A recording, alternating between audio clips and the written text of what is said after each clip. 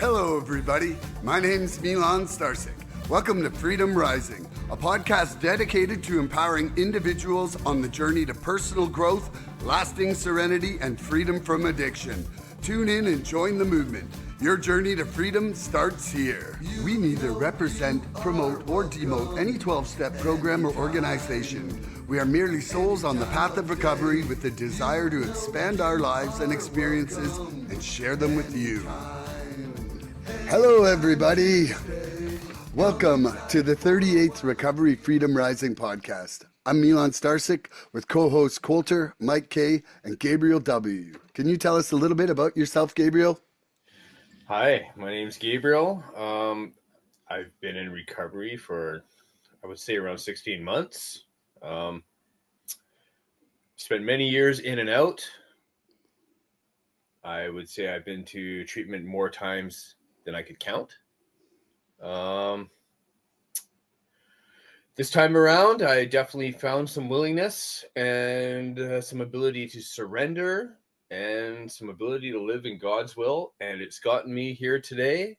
And here I am to share some of my story with you guys. I love that. And so what was the pivotal moment when the program sparked a recovery fire in your heart? The pivotal moment. You know, I think there are many pivotal moments. I think my girlfriend there, she talks about incrementalism, if that's a word. Incrementalism. And it was definitely in increments. But I think for me, man, there's been so many, but I think for me, it was in treatment when the format they had us do a step 6 where we list our character defects specifically, and with a little component question of, you know, define this specific defect, and then in like an ABC part where it's like, how does when you act in this defect, how does it affect you, and then how does it affect others? And there was some other part to it I can't remember specifically now, but anyway, there it was on paper, like all these defects, and I really had to look at, you know, how I acted when I was in self-pity, or when I was intolerant, or arrogant, or angry, and I had to look at myself and say, holy shit, man, what a self-centered douchebag I have been for, I don't know, all my life. And the gig was up. and I think that was, I think before that, like, I really definitely experienced some surrender, you know. And really before that, like, that was a game changer, that whole step 6 thing, more so than the step 4 or 5, I would agree, because I had been through that process. But I think the real game changer before that would be dude, just coming in and going through this fucking miserable detox, and not being able to keep my eyes on a page, and, you know, being all hunched. I think I got sick of being sick, dude.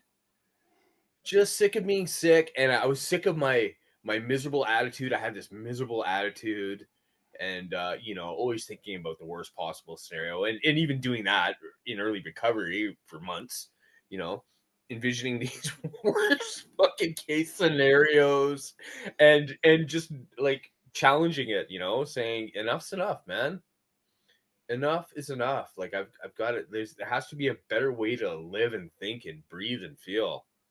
And you know, I didn't necessarily believe that was possible, but I was gonna fucking try. You know, I just decided to finally take a try. That's it. Well, I'm certainly glad you did, because you've been a huge part of my recovery. I mean, the stories of young Gabriel are deep on these episodes. Today's topic is life after prison, redemption in recovery. And Gabriel, you wanted to have this episode, and so also I've invited Colter and Mike K here, because you guys have all experienced prison, and now outside of prison, you're working at your recoveries. And I'd like you to explain why you felt that it's something you wanted to address here. Well, for me, like, prison's the place to go, to let your mind just rot. you know, I mean, like for me, addiction took me to prison, and I'm gonna be honest with you. Like, I think there's a part of me that wanted to go there. You know, I would punish myself. I would, like I said, like I was constantly wrapped up in a fantasy world. I romanticized the life of crime and the whole drug dealing and all that crap you saw in the movies. And believe me, my life didn't look like that. I definitely had maybe a few 9 o'clock movie worthy scenes that were very fleeting and short, but for the most part, like I was living in poverty and scrambling around, and trips to the hospital, overdoses, being violently attacked. But like I was so wrapped up in the insanity of it's going to be different this time that I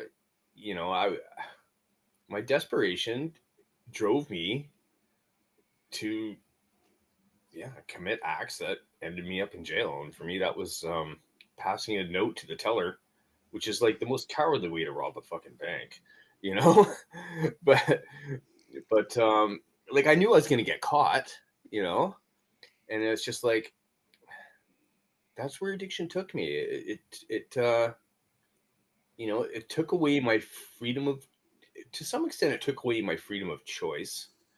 I mean, like I chose to commit these acts, but it definitely took away my voice.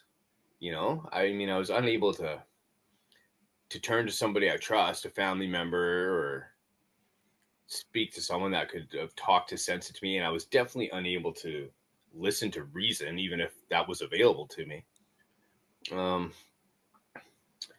I've totally lost track of what the question was. I'm sorry. Well, just why you chose this Oh topic, yeah. and what it Okay, means yeah. to you. Anyway, yeah. Thank you. Like there was a lot of in and out in jail, and I feel like I cascaded up to like a more significant sentence of a few years in a federal institution in Canada, and that's pretty much the apex as far as prison is concerned, right? So it was real in that sense, but like in there, you're surrounded by the negativity 365 days a year, 24 hours a day. And it comes from all sides, man. It comes from your peers, and it comes from the people that work in the institution. And, from my experience being in there, it's all bad. All there's bad. yeah, all bad, right? Like I used to say this, Yeah. this is where shitty people go to get decent jobs.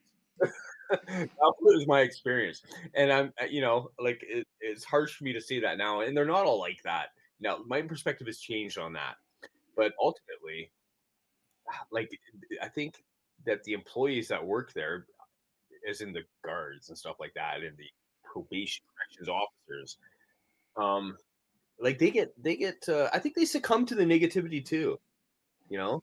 Oh, Yeah. it's very us versus them, right? Like there's an I don't know about in Canada, but in the US, dude, I mean it's Arizona, like it's very us versus them on both sides, and it's very toxic for both sides. And it's if you're trying to grow or heal, it's not the ideal environment, that's for damn sure. Yeah. Honestly not, yeah. I mean, I even attended a couple NA meetings here and there. I mean, I was definitely I was in the program before. Like all this the prison stuff, this hit me quite later in life, Like I think of my journey, and it was ended up like at quite a young age. I was down on Hastings in Vancouver, and like about 20 years old, I was learning how to sell drugs, sell crack and smoking crack and stuff like that. And like as I got older and my addiction progressed, that's when the charges started coming in, right? And but up before that point, I definitely had tried to get clean in my past, right? And Um, But for most of the offenses that you committed that got you in prison, you weren't clean at that time. That was oh, during absolutely not. relapses. No, for Okay. sure. No, Hmm.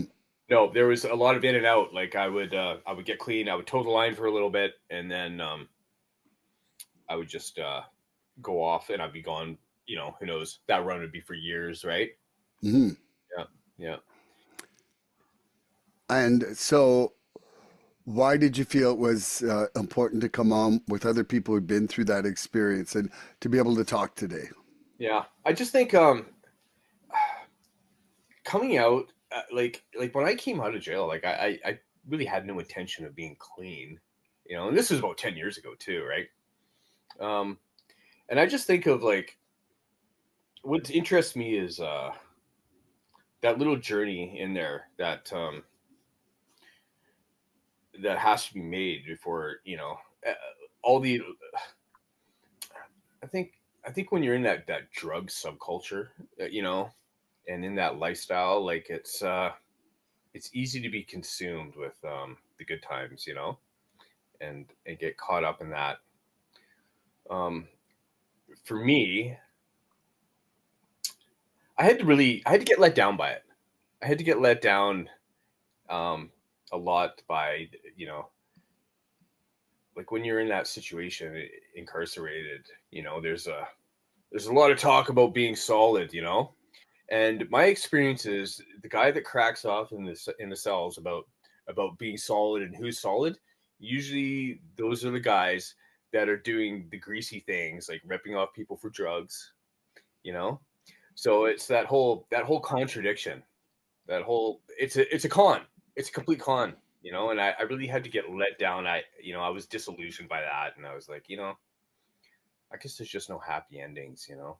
And anyway, that followed me out, and for me in recovery, like there were parts of that mentality that I really held on to, you know, like uh, like the idea that I couldn't be a rat, and that I never wanted to be. I felt like if I asked certain questions, I'd be getting in someone's business, you know, things like that. Like it kept me closed off. I can definitely say that. It definitely kept me closed off. The whole there's a process of letting go of that. I feel, you know. Hmm. Um, And did you feel recovery's helped you with that? oh, absolutely, for Hmm. sure. But that wasn't an. I don't think that. Like, I think that's still an ongoing journey for me, for sure. Of Right? course. Yeah. Mm. But I mean, there's. I think prison affects people certain ways, and maybe Colter can speak to this. But like, I remember, like getting out of jail, say, and then someone cuts in front of you in front of the line, and I've had these moments. I've just been like aghast that somebody would do that, and those things stick with you, things like that, and like they don't stick with me so much anymore. I think recovery has definitely helped me in acceptance for sure. Um, but I feel like it really stayed with me really strong until like I kind of became cognizant of it and able to let go of that, right?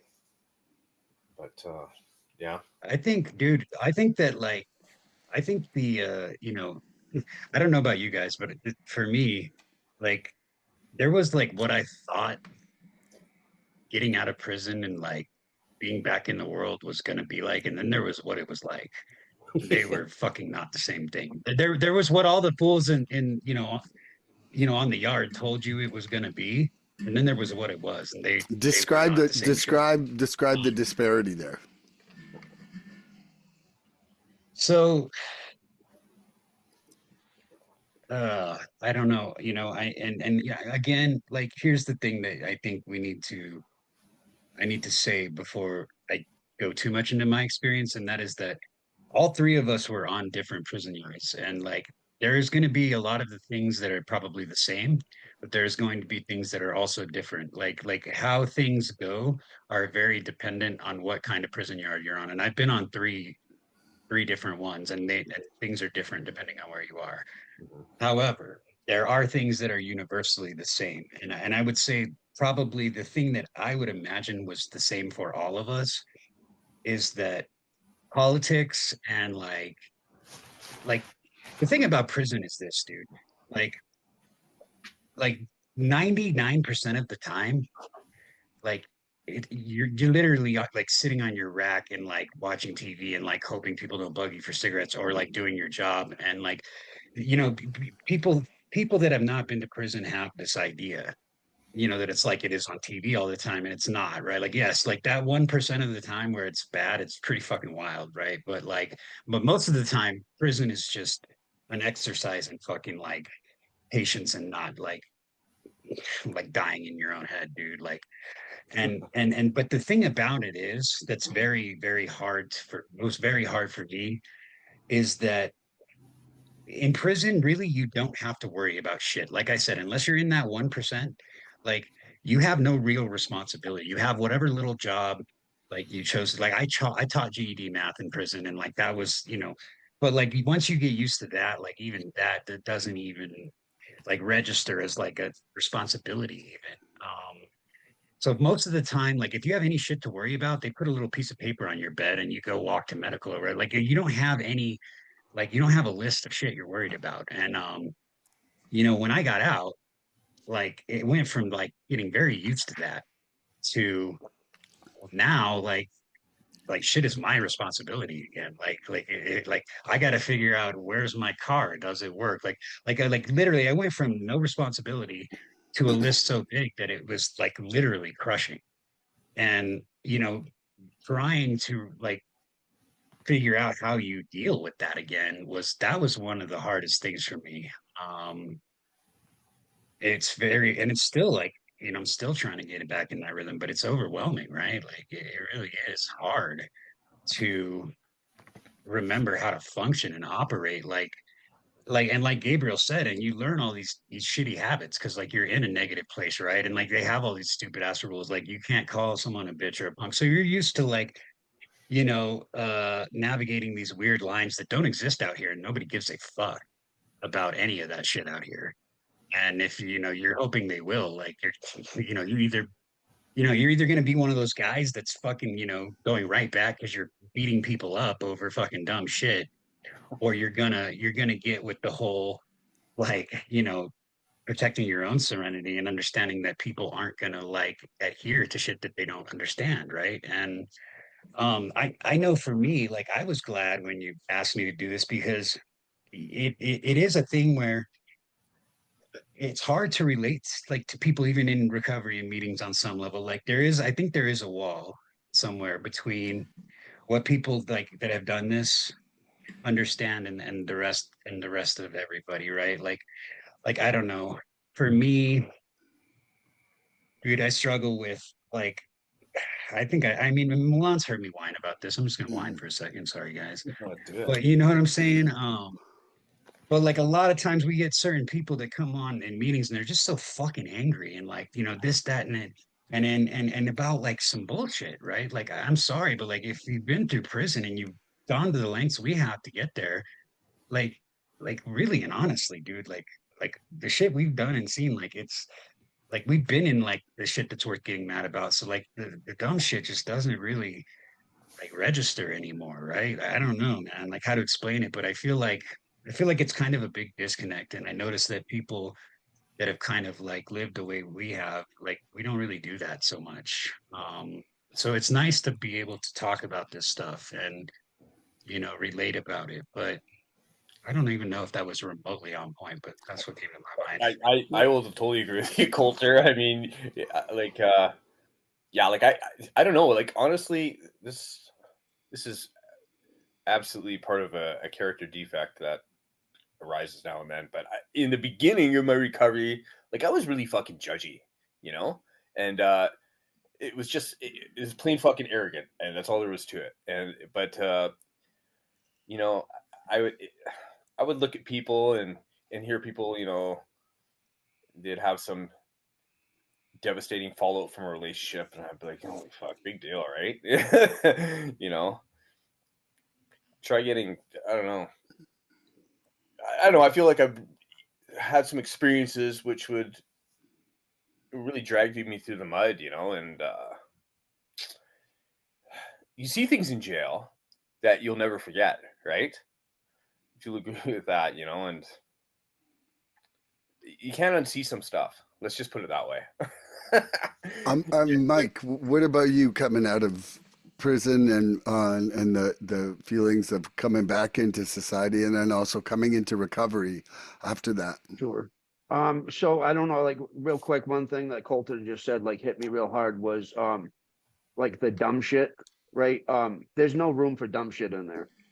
Like it gets taken care of real quick. Like and I've always been the guy that like no matter where, like I remember first getting into general population at the state prison the first time I was up there because I had started out at a minimum facility, got in some trouble and went up to the to where the big boys are, where most of the population's release date is 99.99.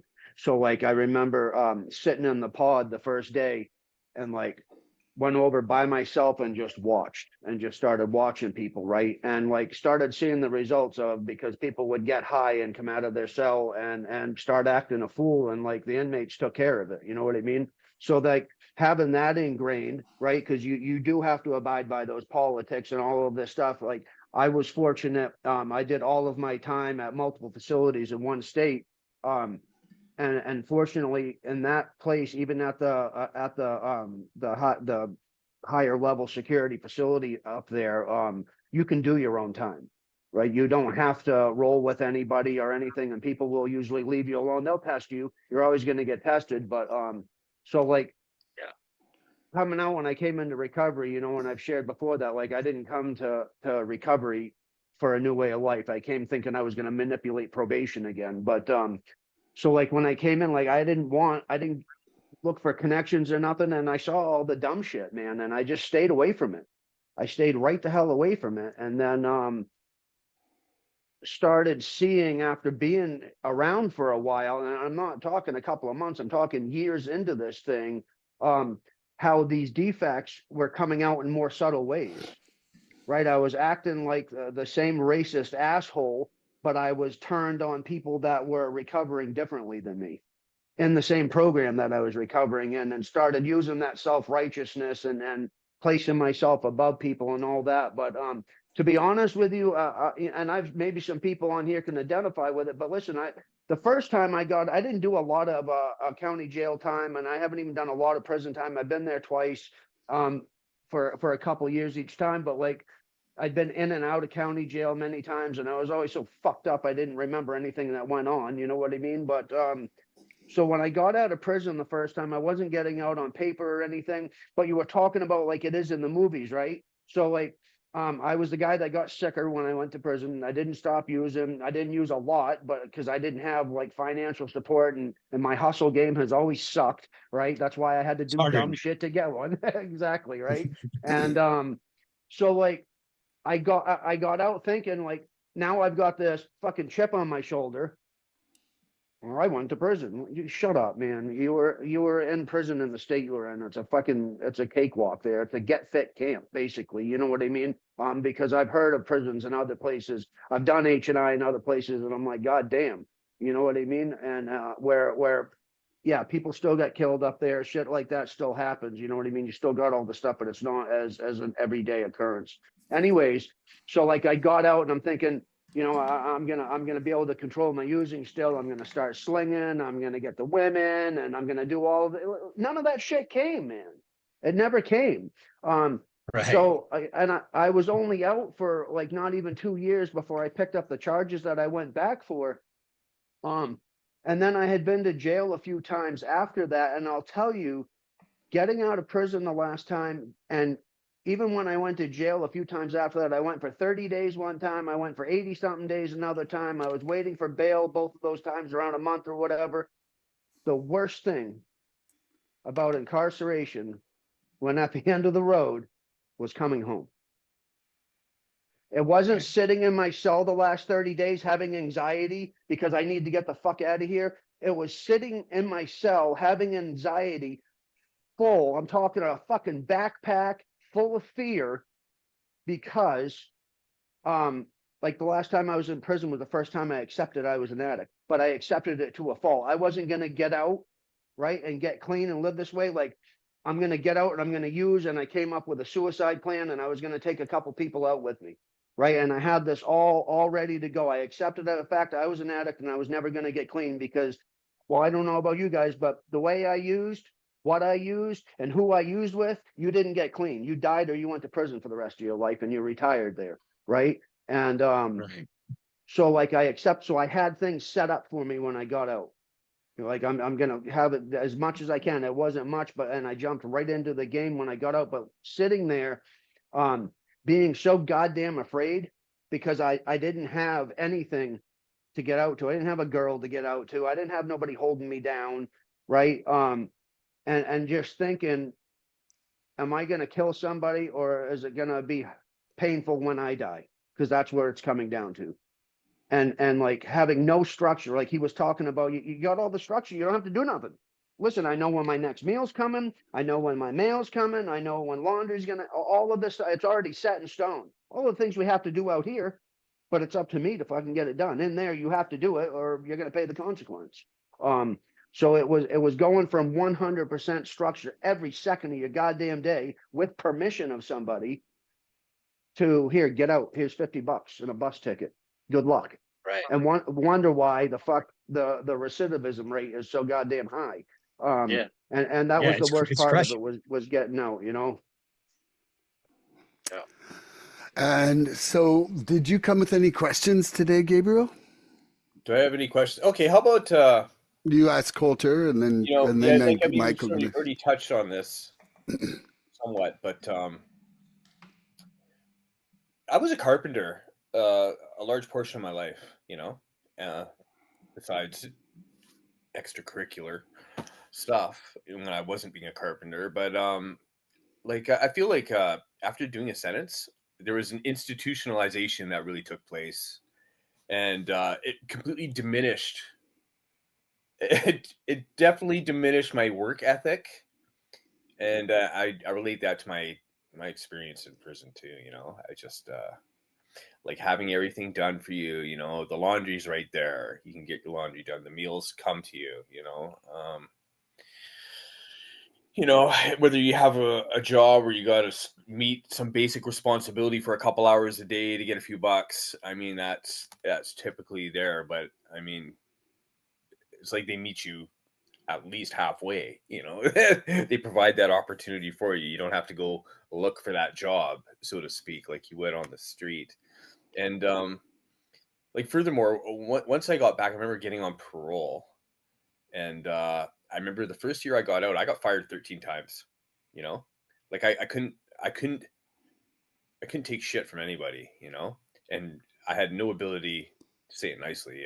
I couldn't receive criticism. And for me, that was a real challenge. And I remember, I think this is probably about the 13th time I got fired. I remember sitting in my car thinking, shaking my head going, holy fuck, man. Like, I thought I was going to get out and everything was going to be easy. I was just going to go back to the world, I guess, They'd be waiting for you.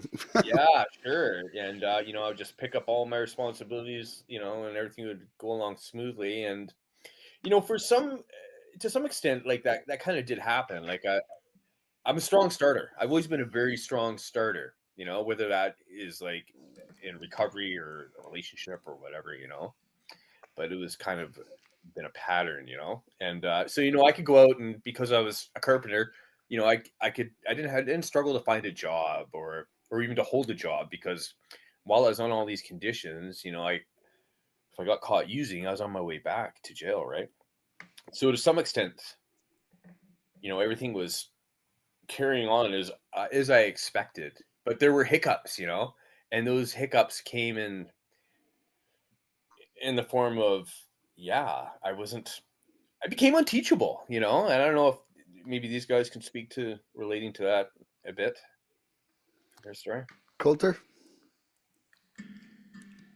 do you feel the institutionalization made you unteachable at all? I think the hard thing about it for me is here's the thing about prison, dude. Like you don't have a choice. You become emotionally unavailable in prison. Like if you don't shut that part of you the fuck down, you are not gonna make it. So when you become acclimated to shutting that part of yourself down completely, um, then like then I get out, and I've got my kids and I've got all these people I love and care about, and now I don't know how to fucking relate to them anymore in a way that's good for them or me, and so you know I came out and I immediately got back into the relationship with someone that I love very much, but she's also someone that I got arrested with when I went to prison, right? And so she's not well and I'm not well, and I immediately fell into highly toxic. Really, I stayed clean. I don't know how, but I've stayed clean.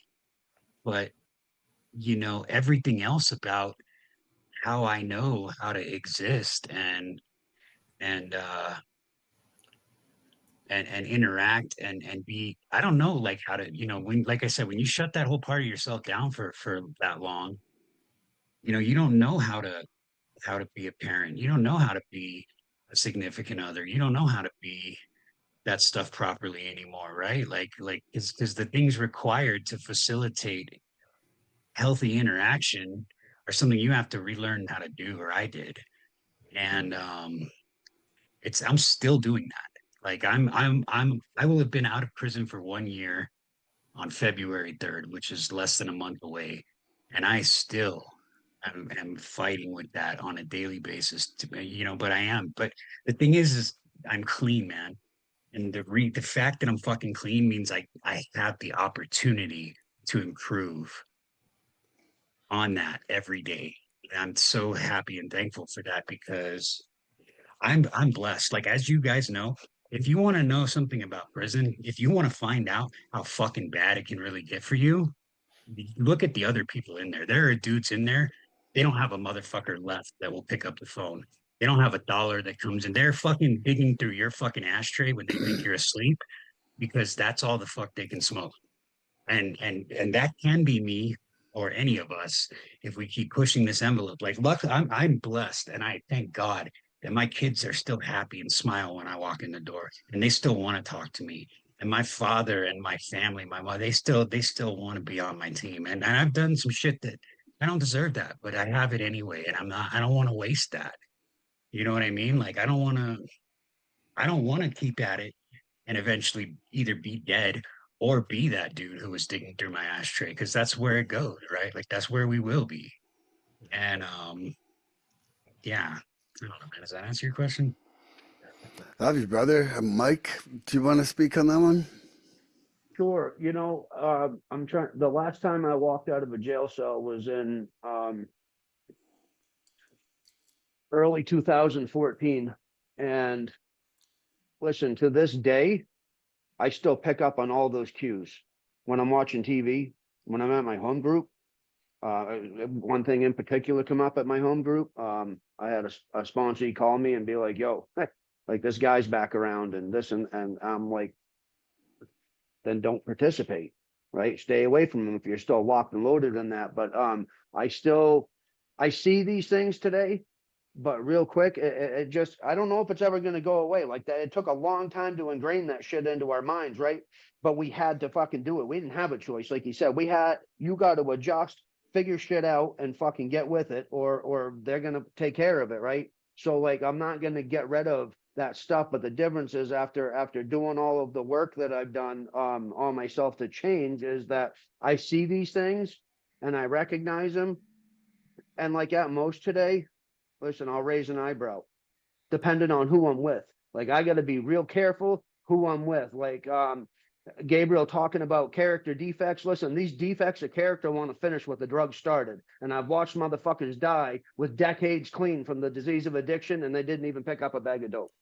right? Yeah. And so I'm pissed off at somebody about something, and Gabriel shows up at my place, and like I start triggering his shit, and then we get on the phone with Colter, and then you got three of us, and our defects are all meshing together because they complement each other, right? And now Right. we're out doing some real dumb shit, and I gotta constantly have vigilance about it. And like, if you look, like somebody very dear to my heart gave me this little black band and running around snapping my goddamn wrist every day, huh?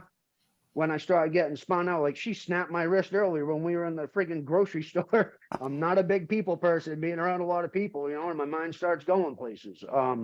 And like it's breaking away from this untrue belief system that I had developed that wasn't even mine. It was somebody else's bullshit.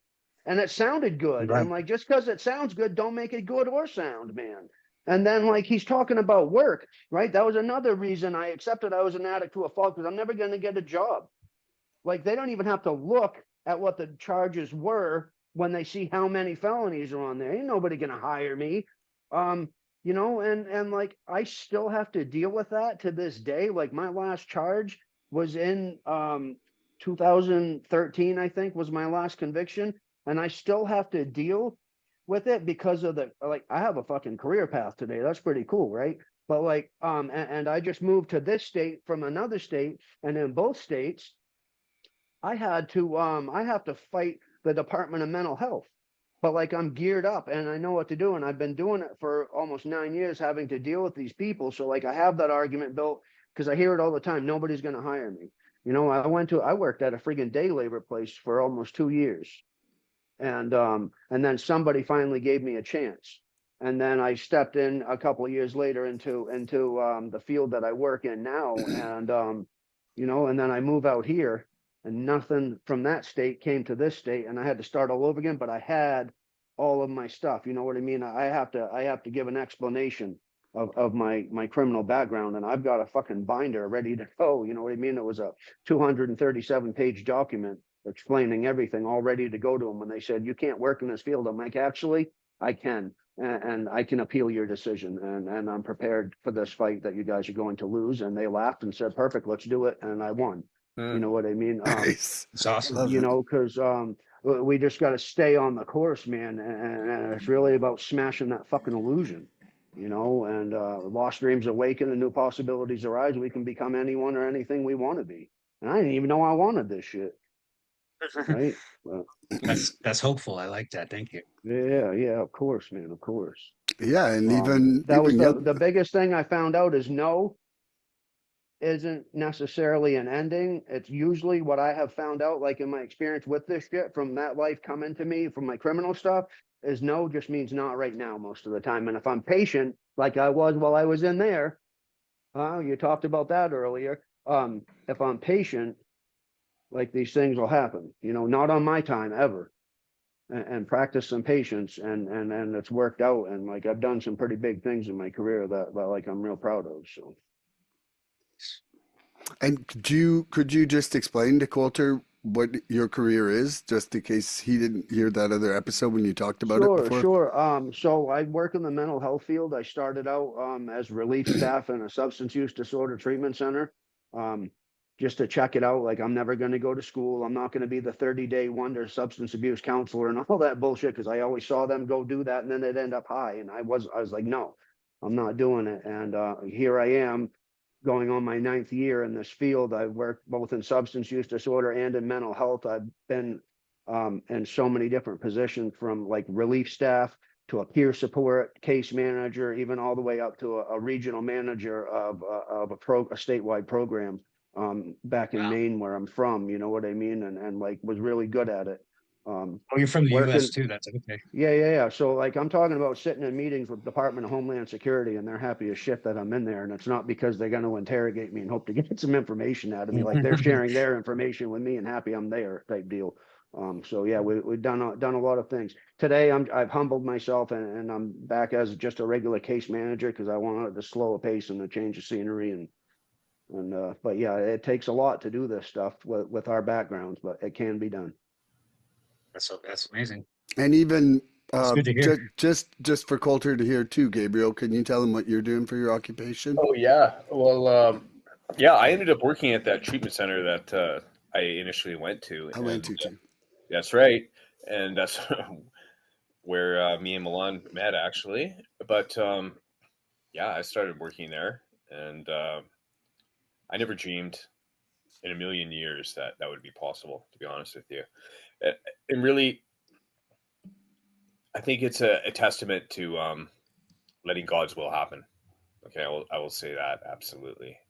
I mean, I know for myself coming out of prison, like I was really, I firmly believe that I was in control of all the situations, and I was able to steer this and steer that and make this happen and make that happen. And I was, I, I think it's, I shake my head when I think about how I used to think, right?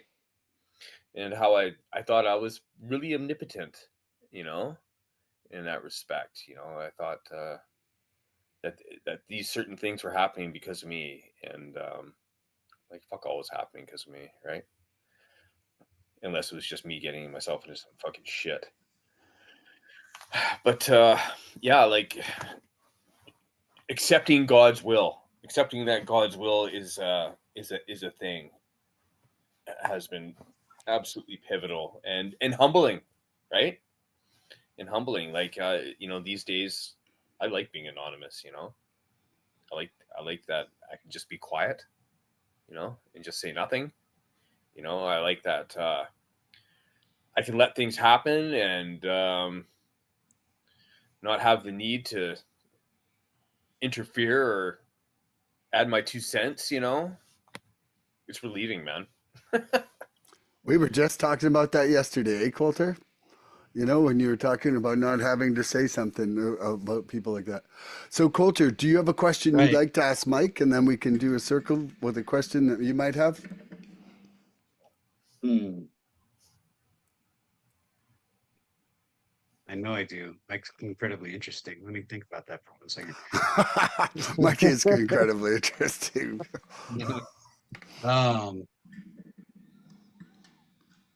well, let me. I am gonna ask you a question, but I'm gonna preface it with just like sort of like I think my situation differs a little bit from you guys and most people. Like when I got out, it was on like a TR. And I don't know if they had that, but basically the deal was like, I got out early, but I had to like discharge to like a fucking like halfway house or program that they approve and stuff.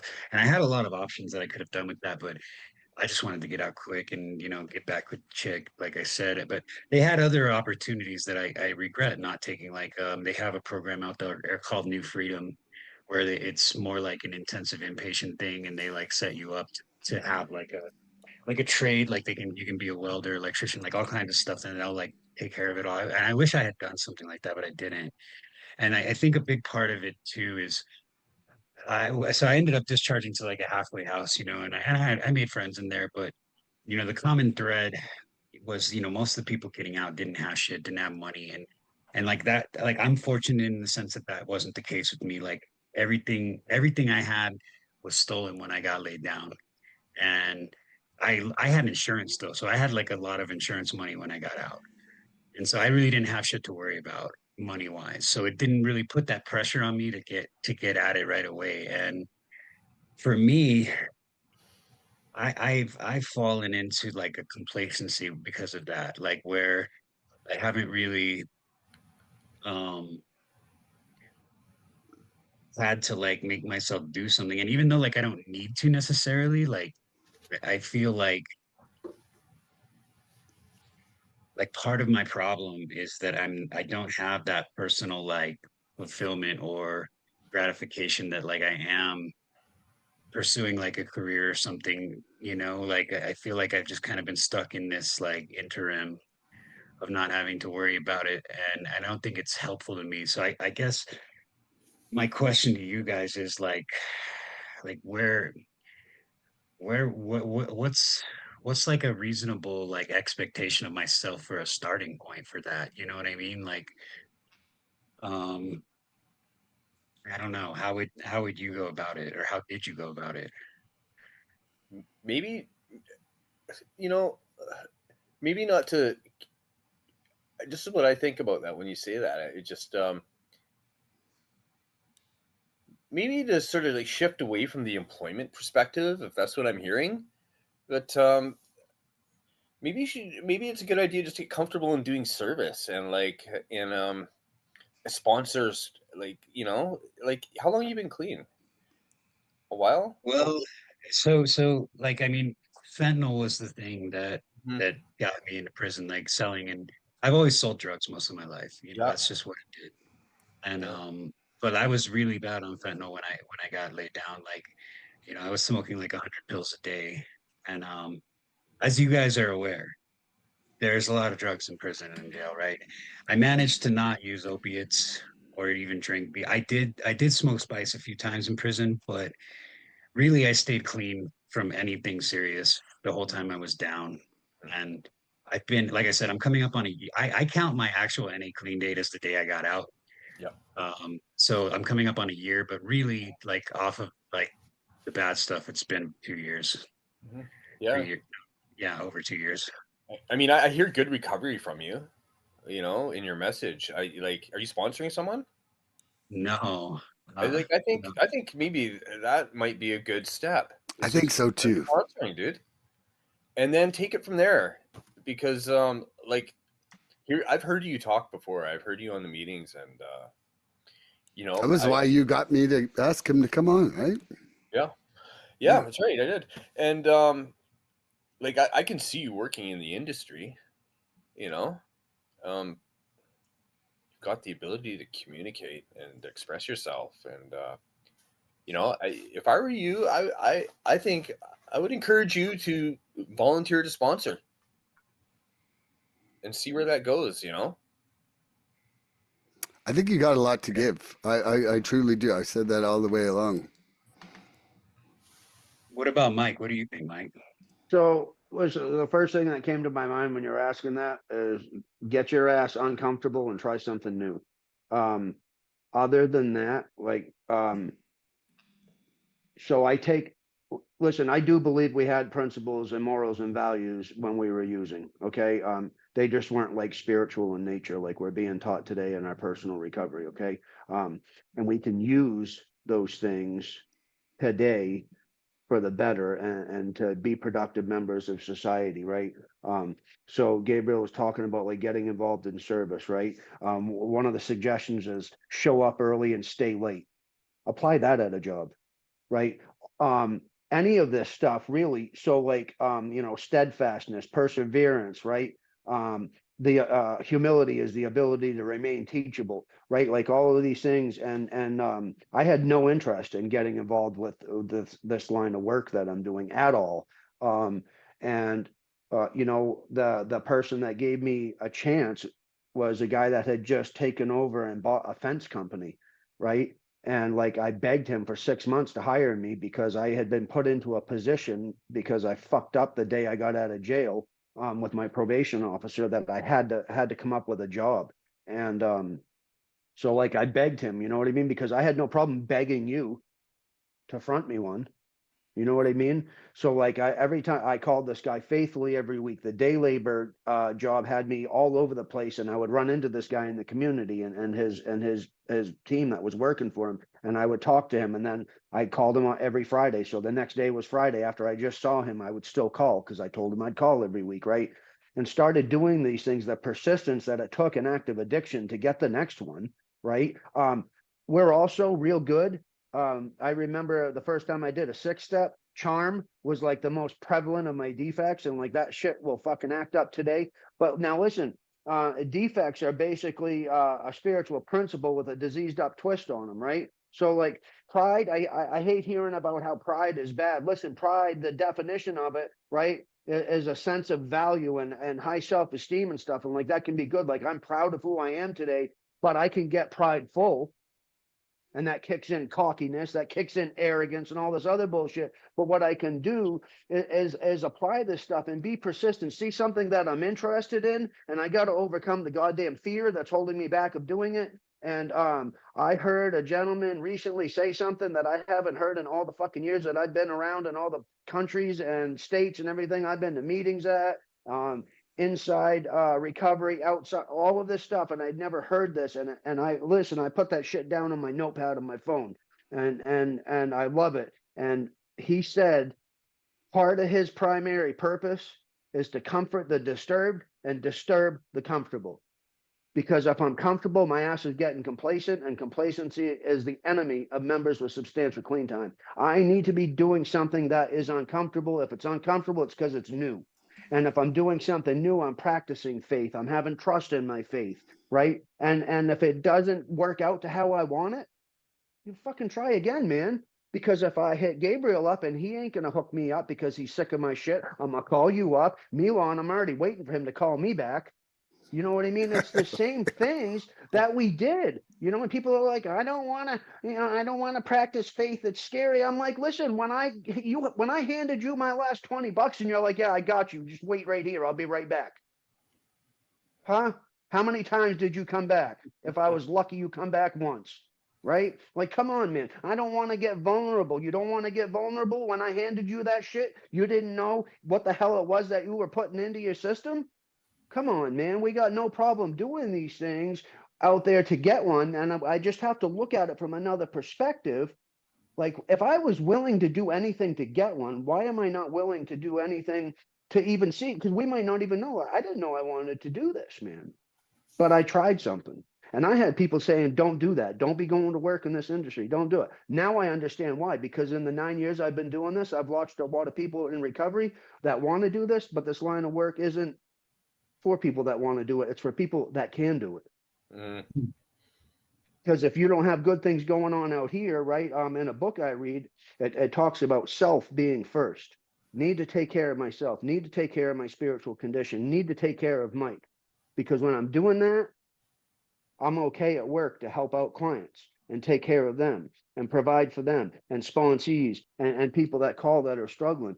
But listen, if my self-care ain't on point, that shit will take me out real quick. And I know this because I've been to funerals for people, right? And like, there's a line in another book I read that says we've seen members die of such arrogance because you get into a position of what we think is authority over somebody else, huh? And it goes to our head and our ego swells up and self-care goes off to the back because I got this. I'm good, right? So I understand why those people didn't want me doing this because they seen it take a lot of people out. And I don't even know if you're interested in this line of work or whatever per se, but like I did this with that fence company and I applied those same principles there and I worked there for a long time and like everybody there was happy as shit with me. And I don't have to say I'm a good employee today out of cockiness or anything. I can say it out of confidence. Like I'm a goddamn good at what I do. Everything I've done in this field, like, and I've got a fucking insane resume to back that up, right? But I had to try something new that I didn't even want to do. Actually, I saw more money and it was easy and I could sleep half my shift and I was going to get paid for it. So I was like, yeah, you guys are fucking idiots. Well, congratulations, Mike. You played yourself because here you are 9 years later with a career and an education. Right. So try something new and keep your expectations low, man. Okay. Fair enough. Also on that, like I used to make some pretty significant money being a carpenter, you know. Mind you, I was spending it all on drugs and booze, right? You know, I was lucky if I could even like make my basic payments and keep my phone on or you know, hopefully I wasn't bouncing an insurance payment. Things like that were going on, right? But like right now, I think recovery has completely relieved me of my need to attain these material things like money. Like I make the least amount of money I ever have in my whole life, and I've never been happier. You know, I do and think I have prison, more but that money. is one of the only things that I like about prison. I will say that like when you go to prison, you get to find out what having nothing is and being okay with it, right? Like it definitely like helps in knowing that you don't need all the shit you used to think you did, right? Mm-hmm. For me anyway. Yeah. Like happiness isn't what you have. It is, you know, where you're at inside. You know, I like I said before on this podcast, like I lost everything in a house fire at the age of 25.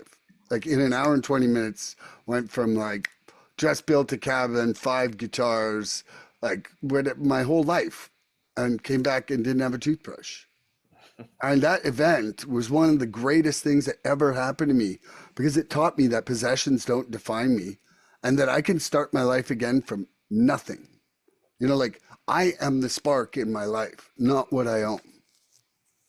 And and I think it's a really valuable thing to feel secure in yourself that you're a survivor.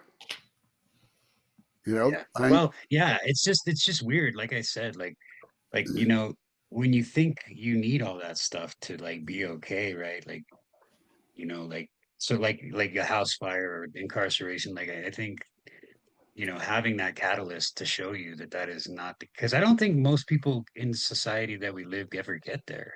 Like I no, think most people live and die in that fucking pointless pursuit, I think a lot of unfortunately. people just sleepwalk through life like that, you know? and most people have a house insurance. Like I built illegally in a property that you weren't allowed to have a building permit on.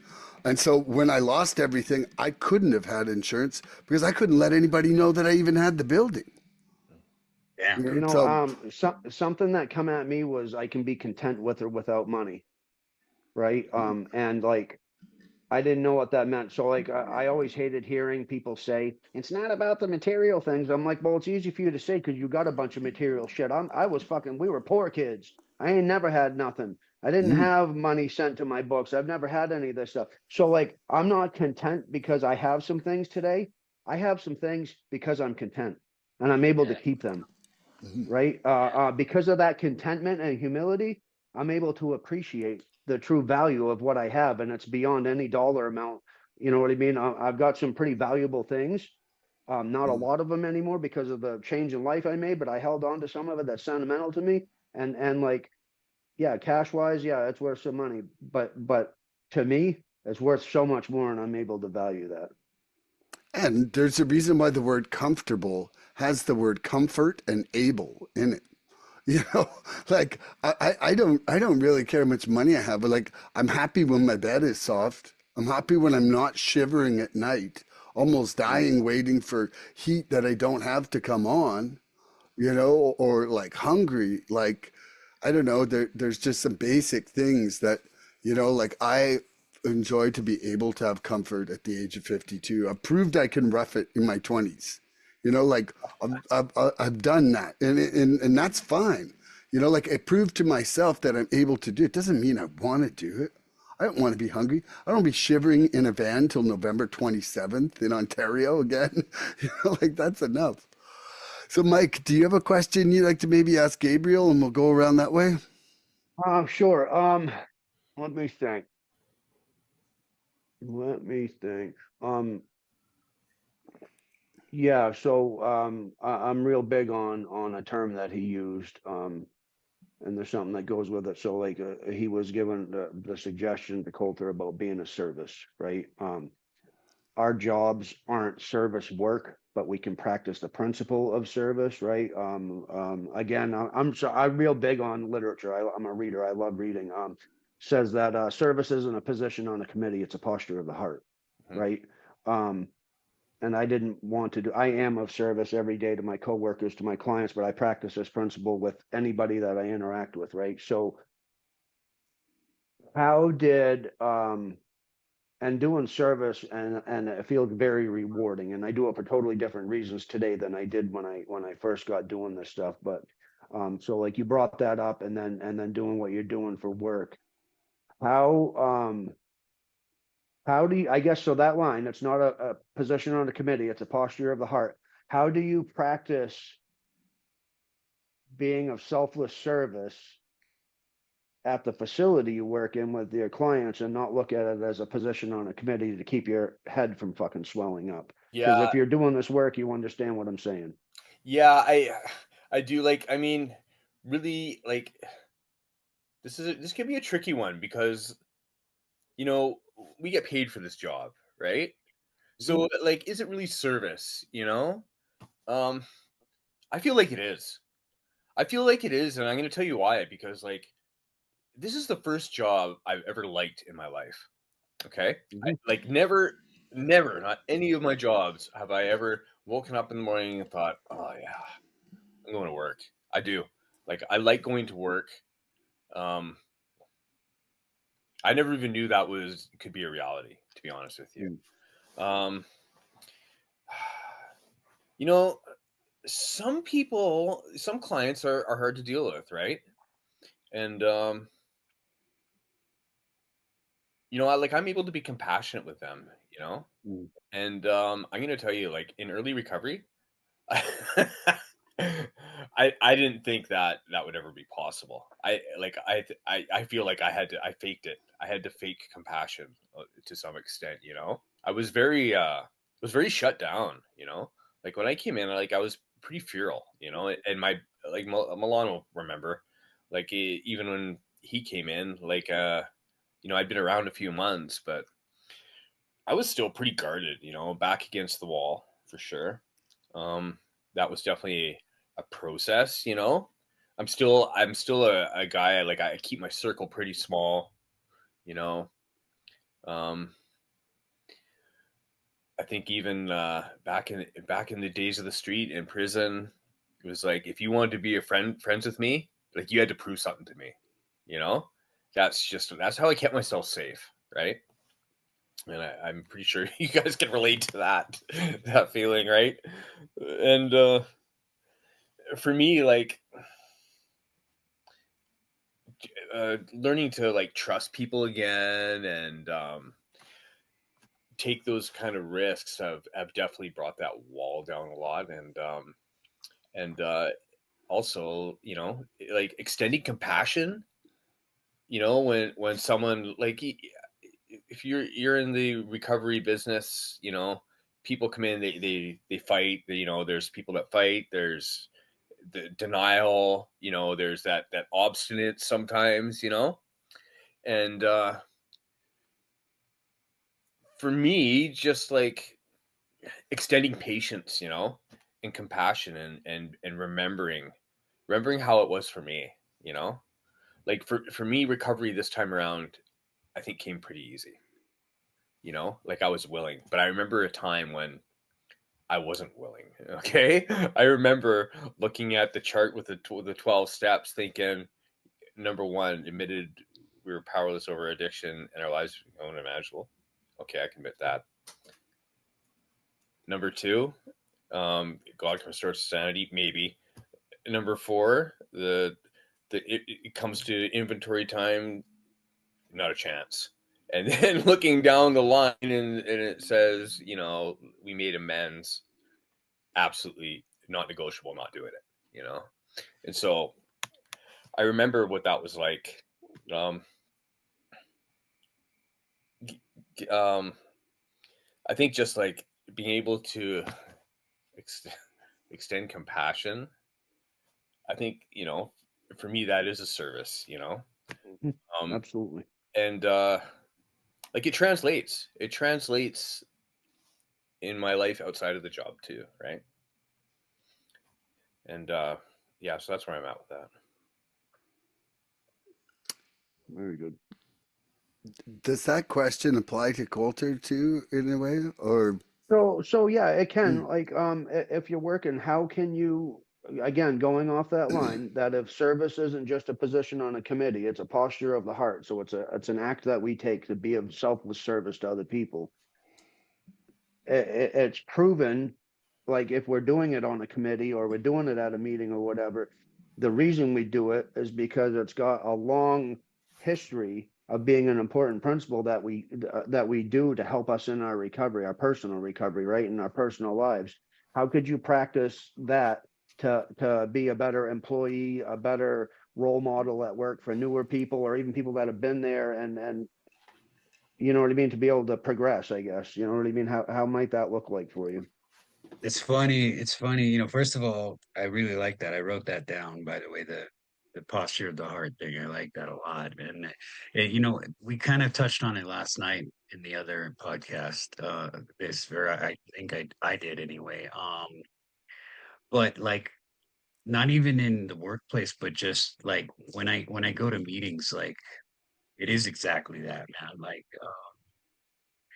I can approach it. I can be the same meeting can be two different meetings for me, dude. Like, you know what I'm saying? Like if I could rewind it and do it again, you know, it depends on where I'm at. And like, you know, sometimes I'm doing it just because like I know I need to do it and I'm checking the box, but I'm actually on my fucking phone and I'm playing video games and like only like paying attention when something incredibly like interesting is happening or whatever, right?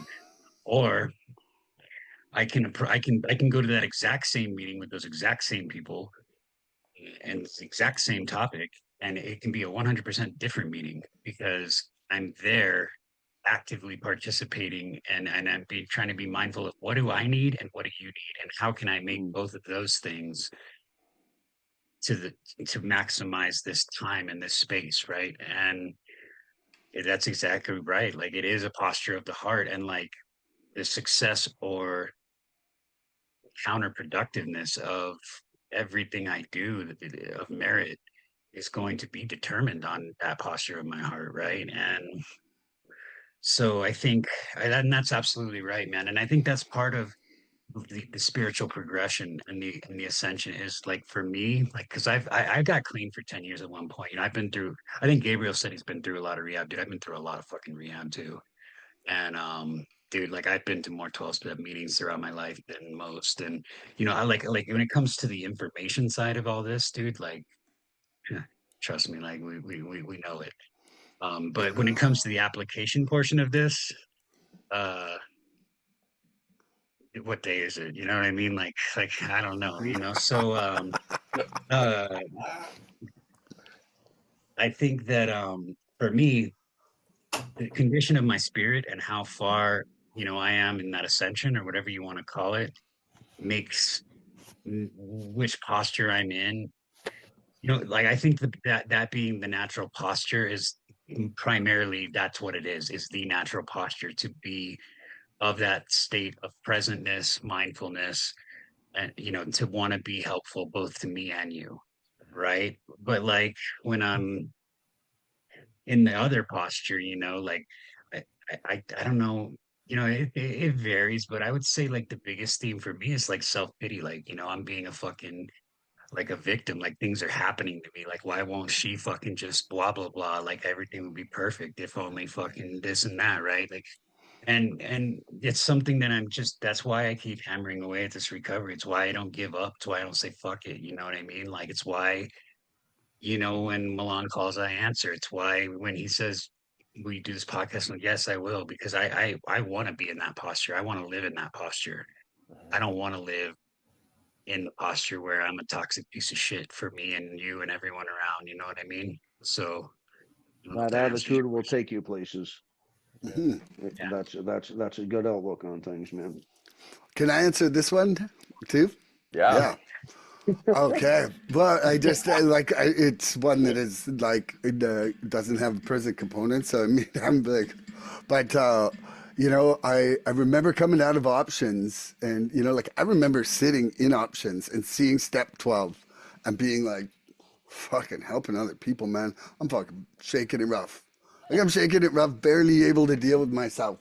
And I always believed in service, but it was like, but in early recovery, I was at my peak of self centeredness for sure, where it was like, holy shit, that's going to be difficult. Like, couldn't even think of it. And then coming out, I remember celebrating my 3 month, and I decided, okay, I said to my wife, I said, tell me all the stuff you want me to do today. I said, I'll do all the fucking honey-do list as an act of service.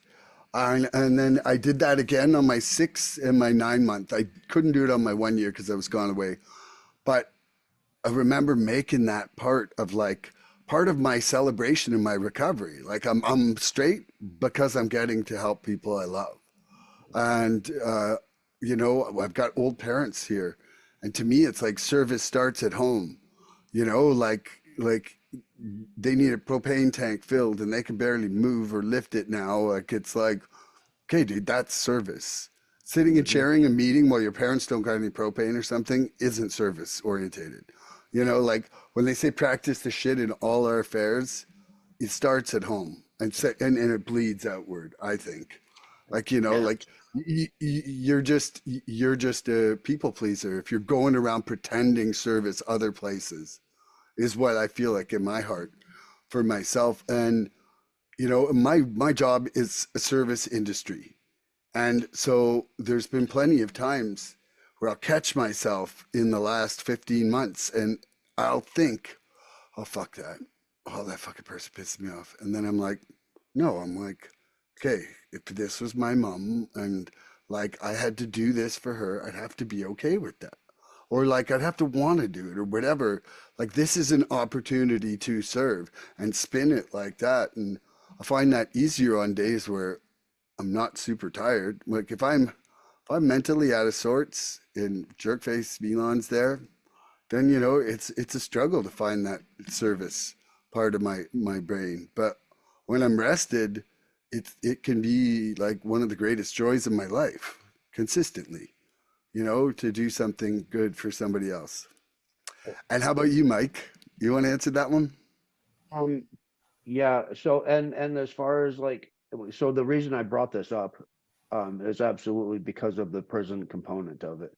Okay. Because in there, every move that I had to make had a price tag attached to it, right? I couldn't tell nobody about it, right? Because you can't fucking trust nobody, even the guys that you trust, because they'll be the ones that'll slice your fucking throat before anybody else. Okay. So everything that I did, whether it was in there, it got worse when I went there and got home, right? Was had a price tag attached to it. And I'm told, like, if I'm bragging about going and doing speaking commitments, if I'm bragging about going and doing this and doing that, I'm looking for recognition. I'm seeking validation. I'm not being of service. I'm doing fucking business. Right. And everything was always a business transaction. So like Gabriel said, like, yeah, I go to work, right? In a service industry. I do not have any expectations on my clients getting a better way of life, right? I've got some that are homeless, living in the streets, that refuse to take their medication. Sometimes they'll come in to get their Suboxone. Sometimes they'll come to get their Adderall or their Klonopin, right? And they're so fucked up that they can't even come get the drugs because they're out there doing the meth that's all over the place out here, or whatever, right? I don't have any expectations on them, but when they are there, it's remaining available, right? Being available, because I get really frustrated. Like you talked about difficult clients. Listen, if I don't have difficult clients, I'm not doing my job right. Right? Because what in my aspect of what I have to do, I use the things that, like, me and my sponsor have a great relationship, and like I don't question his love for me and he doesn't question mine for him, or the loyalty with one another, but he pisses me off. And you know why? Because he challenges me. Mhm. I'm going to go back to what that guy quoted: to disturb the comfortable, right? The second part of his quote: to disturb the comfortable. So I have to challenge my clients, right? And sometimes there's a difference between me getting pissed off today and who I used to be when I got pissed off, and they're that person I used to be, and it blows up in my face or whatever. So I gotta pick and choose how I go about the battles, but it's going in there, not letting lofty positions. Like I said, I had a prestigious position, like I was dealing with city, state, and federal authorities, right, with stuff, and like I could have let that go to my head big time, and I didn't get fired. Nothing bad happened.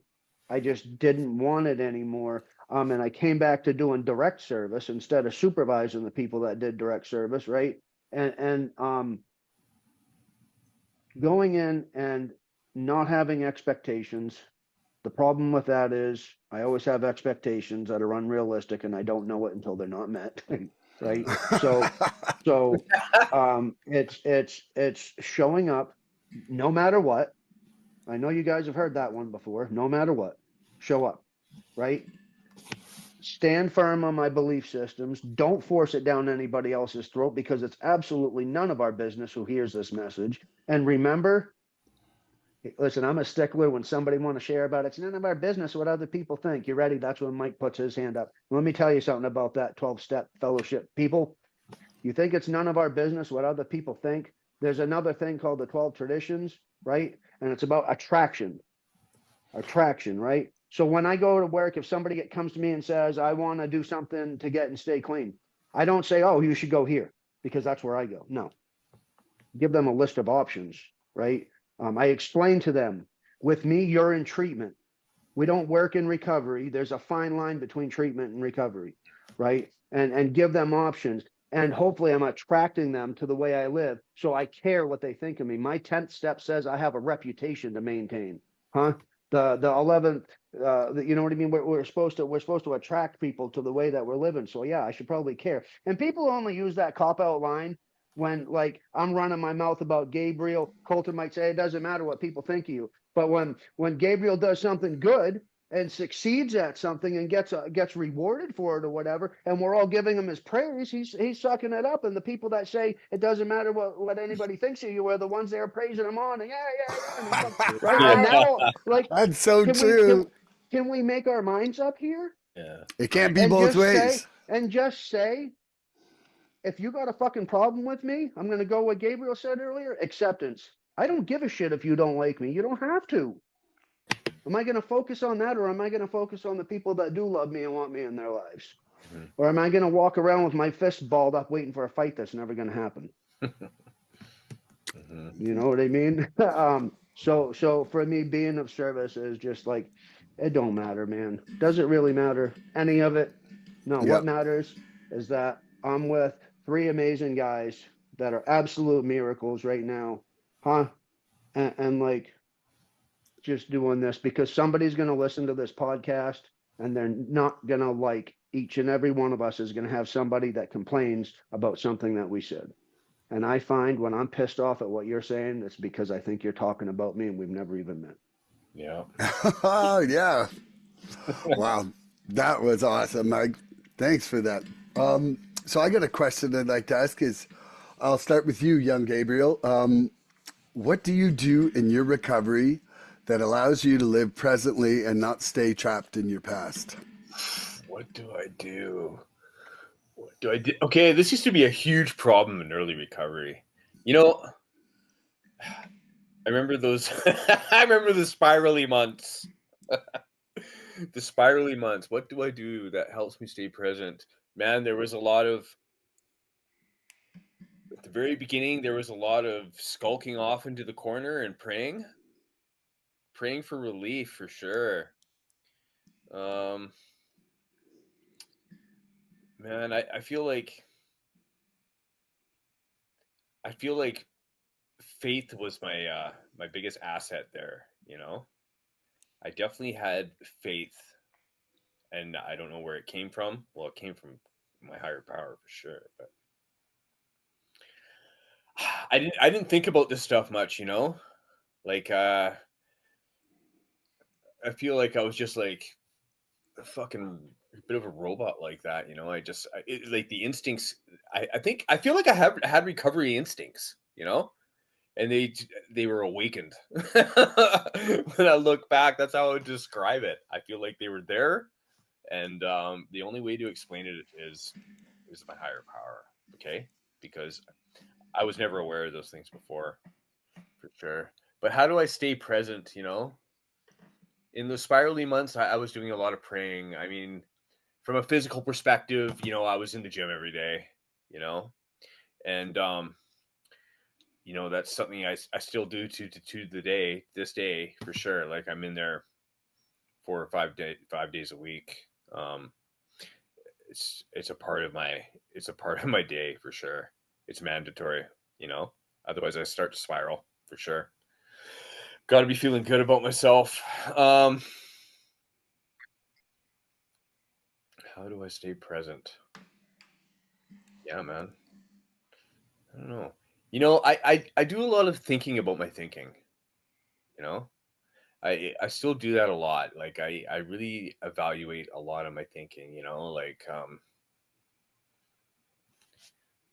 self-pity is something that can come up. It's sneaky, man. Like the addict that lives inside my brain, like I've learned to really disregard what goes on up here, you know, and bounce it off other people, whoever's around. You know, I'm lucky I have a partner in recovery, and Like she's been in 16 years, so I thought you were talking about me, calibration brother. you're my calibration brother. Yeah, You I don't was live like, whoa, she. I was like, man, I just was thrown under the bus. Yeah, but yeah, realistically, Milan, I'm glad you brought that up because yeah, like if I'm not calling my sponsor, like I'm often calling Milan, who's acts like my other sponsor whenever I need him, right? I mean, really, like I've got a handful of people that I can go to, and in my mind, they are sponsors. They're sponsors by default, or whatever we want to call that, right? And I've got that collection of people that I trust. That's my the friendly committee. The friendly, I like The that. friendly committee, the Yep. committee that tells me good things, that tells me the truth. Yeah, yeah, for sure. I would say that's how I stay present.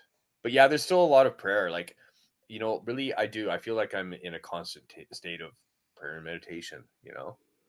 It's not as out loud as it used to be. You know, I think it's evolved like that. It's just I feel a lot more centered than I was before, for sure. I feel centered. I'm constantly checking. I'm doing like this little internal check to see. I check how am I feeling in here in my heart, and I kind of my actions follow that, right? What do I have to do to get back to that, you know? And that means maybe having a discussion that is uncomfortable or getting calibrated here with my calibration brother, like that'll happen, or talking to a sponsor, or maybe even helping a sponsee, like just to get back to service, man. Like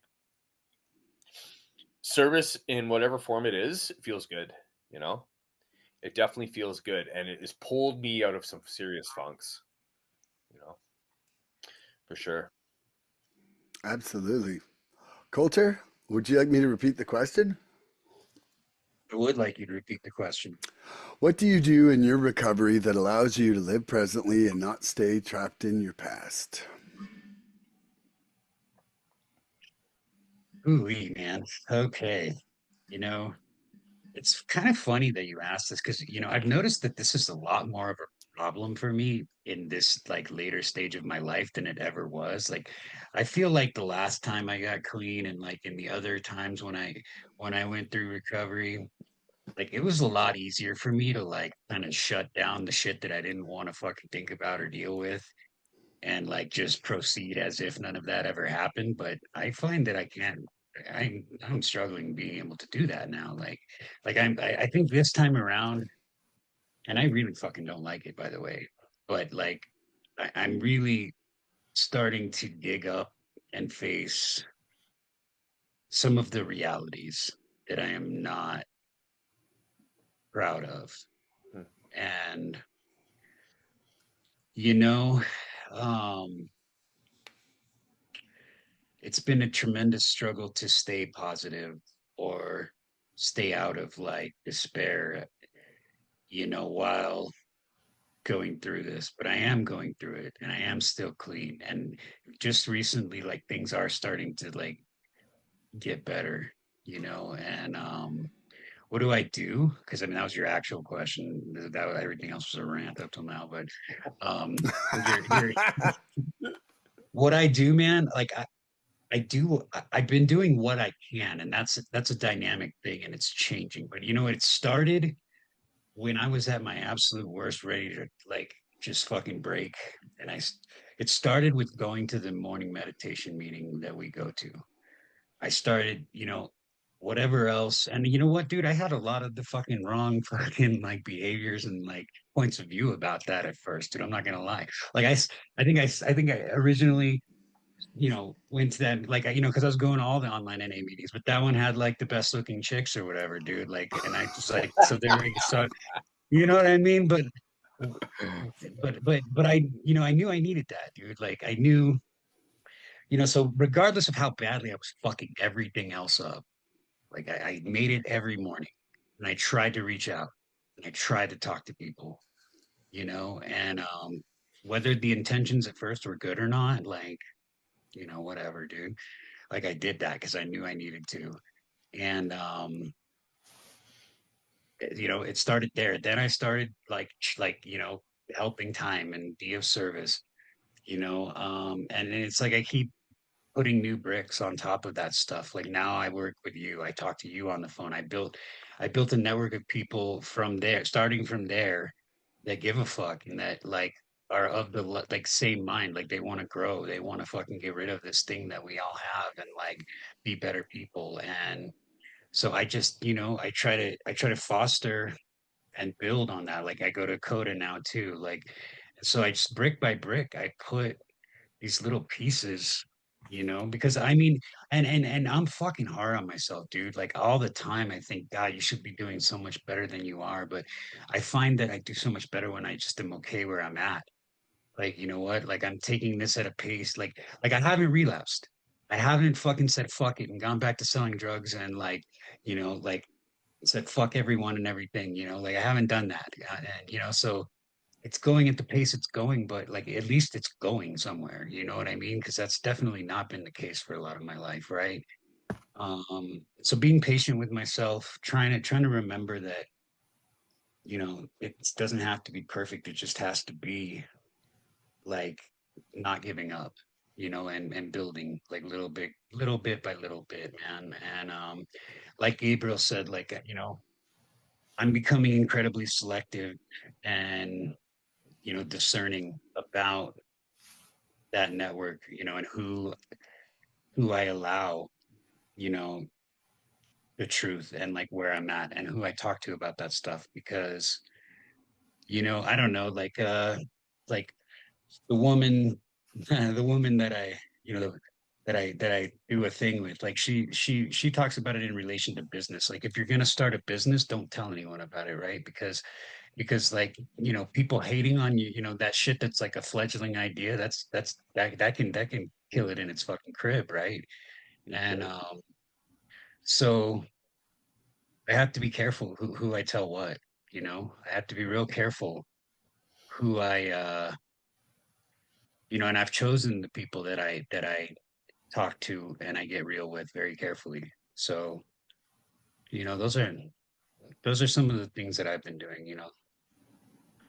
I love that. Mike, do you want me to repeat the question?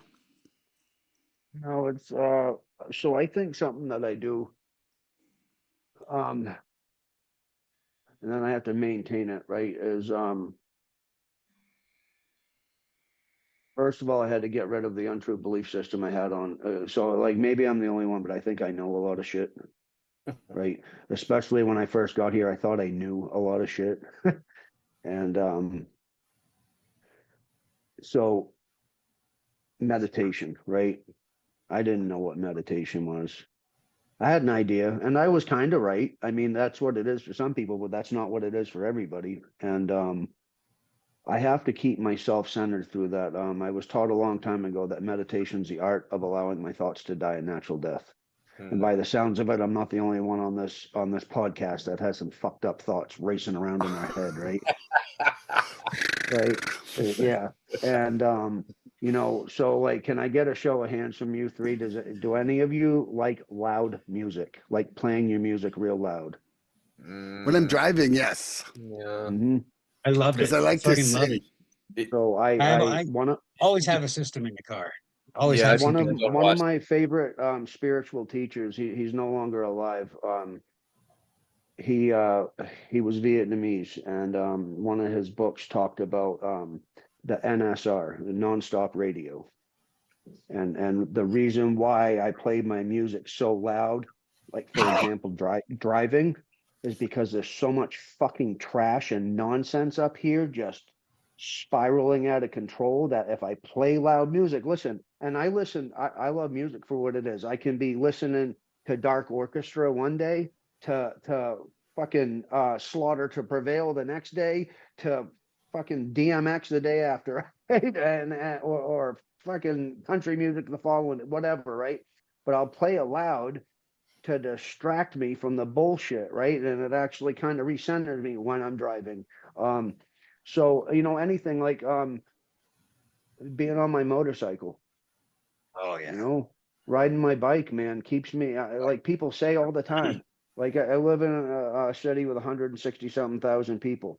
They'll be like, Mike, like every time I go by you, like I'm beeping and waving, and you don't even acknowledge me. I'm like, well, I'm not trying to. Like I'm very aware of what's going on around me, but I'm also completely in the moment, and it does, and it relieves me of all the bullshit in my head. Cooking, when I'm in the kitchen, nothing else in the world matters, right? For me, meditation is doing anything that keeps me completely focused and in the moment, right? So the more that I identify that, like, there's a lot of things that we do in our daily lives that can actually be forms of that slow this down, and I'm only focused on the one thing right now. Because what's one thing we all say in recovery? I'm grateful. Really? And like, not to talk down about people that do it differently, because we all have our own perspective, but you know, I have to write my gratitude list out every day. Good for you. But gratitude isn't something I write on a piece of paper. Gratitude is something I do, right? How am I going to express my gratitude for my higher power? How am I going to express it for you guys? How am I going to express it for my new way of life? How, you know what I mean?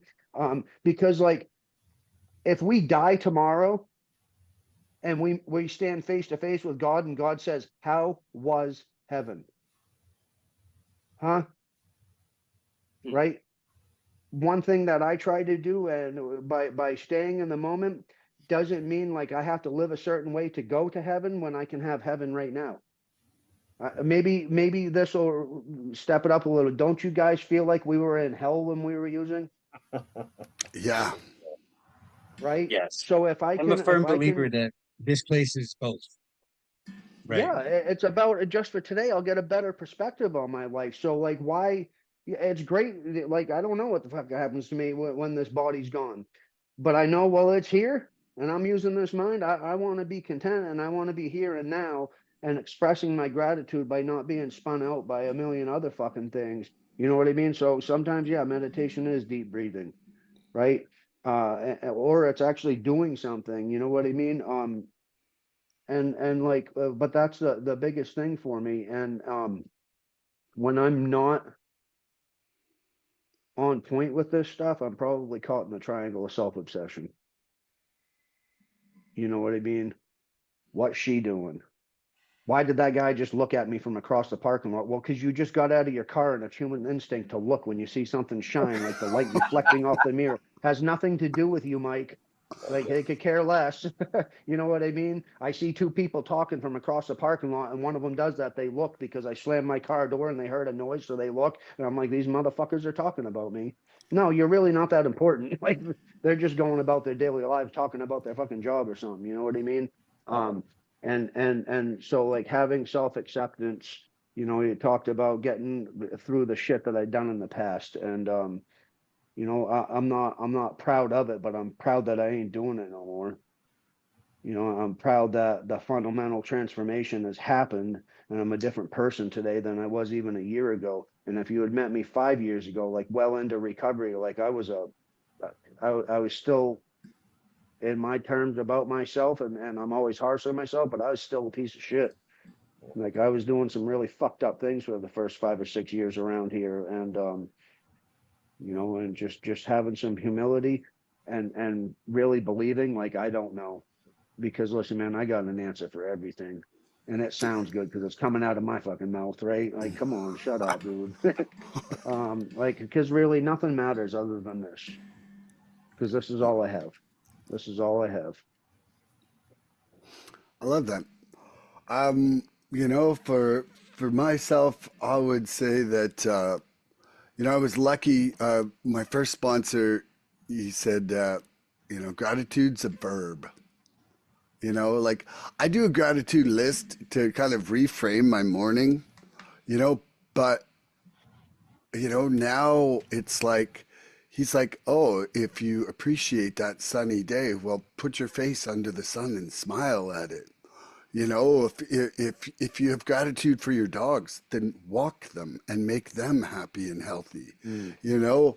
And so for me, it's a big part of my day. My present moments are like getting up, making a song, exercising, walking my dogs, you know, just actually doing the things that keep me here and alive. And that's, it's kind of, man, I have a really low threshold on what I need to do in my life now.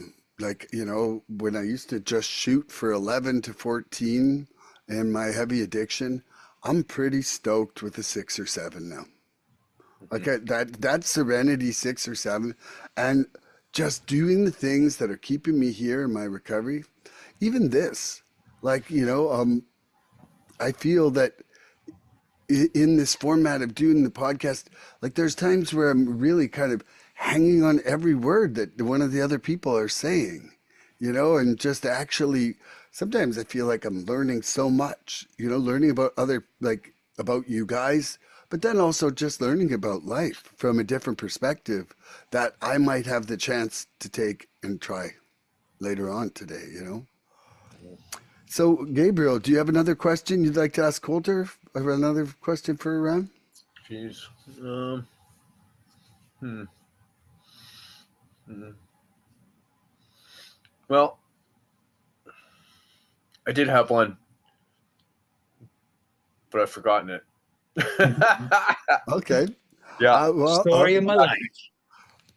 Colter, do you got another one? Hmm. You know, I'd said it earlier that like the only fucking like really like there's very few good things that I can say about the fact that I went to prison, right? Like it's not generally like a thing that I'm like, God, thank God we did that, right? Like, you know, but like there are a couple things that I do find good about it. One of them is what I said earlier, the fact that you know, I was already getting better about my materialism in the couple years before just because of the person I was with, but prison really kind of solidified that materialistic like relief. And it is a relief. It is a liberty to not be owned by the things that you own. And it is something that I deeply appreciate not having anymore.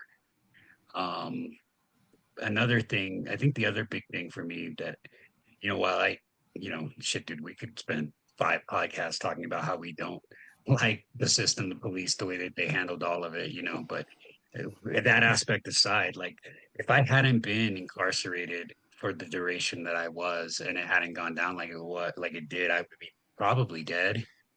Hmm. Because like I said, when they finally busted me for like the third time in a row this last time around, and like ripped the door off the wall and all that, and came in like the 12 sheriffs deep and put me away for that duration of time. Had I not had that, um, like I would not have stopped because I got arrested and bailed twice right before I went to prison, and like it didn't even fucking occur to me that like maybe I should quit doing this. Like we're doing this, right? You know what I mean? And having that experience in that amount of time where I couldn't do it and I had to fucking get to a place where I was willing to even have this discussion and want to be clean. Like that's the other big blessing for me out of it. And I know not everybody gets clean in prison, but I did. And so those are really the two things I would say are positive about it. Is there anything you guys find? Because I mean, like I said, we could spend 5 podcasts, crying about the negatives because there's endless ones. But I guess I'm more interested in what you guys found that was positive. I can answer that for myself there, just because it's on the tip of my tongue here. But yeah, you know what prison was good for me was I think it was the breakdown of my attempt to control everything and anything. Okay, I think it forced on me patience.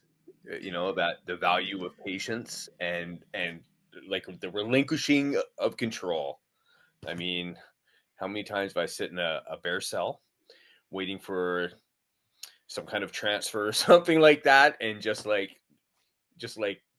letting go of any expectation of how long I was going to sit there, you know, watching the crack under the door for some footsteps, thinking I might get the door open to get a change of fucking scenery for a few seconds or something like that. I mean, there was that that was definitely, it was a plus. It sounds ridiculous, but it was a plus. And the other thing was is that when I went in, like it relieved me of my obsession for a specific drug of choice. I was a complete crackhead and I shot coke and smoked crack for fucking a couple decades, you know, and that's what ended up leading me to fucking, you know, rob banks. Okay, if I can even call it that, robbing banks, you know, but like when I went into the pen, um, I was worried that I was going to be in there so long that I wasn't going to want to use coke when I got out. That hit me about, and I was scared. What if I get out and I'm not going to want to fucking smoke crack again? Fuck. That happened, dude. I was in there so long. When I got out, I tried to fucking, like, I dabbled in it and I didn't like it. I didn't like it anymore. And actually, what happened is my addiction manifested into a fentanyl addiction, and that was you know, the next 10 years of my life right there. Yeah. But you know what, like I was just, I think it's the same story for a lot of people that use coke and smoke crack or whatever. I mean, anyone that's done that knows that you become relentless in the pursuit of it at whatever cost, right? And just that obsession and that compulsion is, it's a complete mind fuck, you know. Like I think the obsession and the compulsion to need to use it is, it's a very short term when you're in it, but like it's not like the opiates. It's not like a physical thing, you know. It's not, you don't get sick, but you're just so consumed with that fucking hamster. It's like, you know, a turbocharged hamstering with 10,000 of them running in it. Like, you know, you'll walk across the city with no shoes on if you had to, you know, just to get that effect, you know. And you know, being in prison relieved me of that, for sure, for sure. So I mean, that was a good thing, you know. Like, who knows what would happen? Maybe I would have blown my heart out in a heart attack, or I would have got myself killed doing some fucking bad action, you know, because that was a reality for sure. Um, what else? Yeah, and also like in like culture, yeah, you just touched on this. I think not having the need for material stuff, you know, like I'm pretty content being a bit of a minimalist, you know, in that effect, and that, if that makes any sense, being a bit of a minimalist, you know, I don't really have these needs or wants for, or a lot of ambition for gaudy fucking things, expensive things, you know. Got what I need. Got what I need these days. Awesome. Yeah. Mike? I'll say me too on everything they said, but the one thing I Positive, have to like say, anything positive about yeah, it. yeah, yeah, Yeah. yeah. And the one, it'll come down to this one thing. A friend of mine says to me all the time when a certain type of person walks into the rooms, he's like, "You need to stay because when guys like that come around here, they need somebody like you to be available Good for them." point. And what I'm getting at is, we greet each other with recognition reserved for survivors of the same near fatal catastrophe, and that comes from a reading about empathy. And you know, and I talked about it like when somebody shares and I get pissed off at them, right? It's because I'm identifying it, and we don't go from a point of hearing people to actually feeling them when they talk, right? And to be able to have that experience, and like I don't have to dress it up, I don't have to make exaggerated claims about it. I can literally just tell the truth about it, about like what I've discovered about the attitude that I had, right? Because like um I had a total attitude of indifference and intolerance when I got here. Like, you don't know what it's like. You know what I mean? And all of that shit. And then Yeah. somebody cracked me over the head sharing their own fucking story, and I felt it, and I was like, oh, I should probably talk to that person, right? Everybody has a story, and when your story matches mine, or even if it doesn't match it completely, but I feel that you understand the pain and the madness up here, right? That empathy, then I know I'm okay. Sometimes I can just walk into the room and just see somebody in there and not even have to talk to them, but just knowing I'm in the same room with them makes me feel safe. Right. So it's using that experience to offer to somebody else, whether they ever talk to me or not, because I know I'm not so goddamn unique that I'm the only one that's felt safe in a room with, because one person was there and never even talked to him about it. So just authentically being me and allowing my story, good, bad, and indifferent, because a lot of people don't like the shit that I did in active addiction, let alone some of the shit I've done in recovery, right? But like, if I can just tell the fucking truth about it, usually somebody in the room, I've even had messages like, hey, like, I don't know how the hell you were able to share about that, but I just want you to know, me too, and I appreciate it, right? Because the most powerful words somebody can say to us is me too, especially when we have a secret and we decide to share it. So yeah, just using that to help somebody else out that might not be able to identify with some other people in the room. I love that. Do you got one last question for everybody, Mike? No. Okay.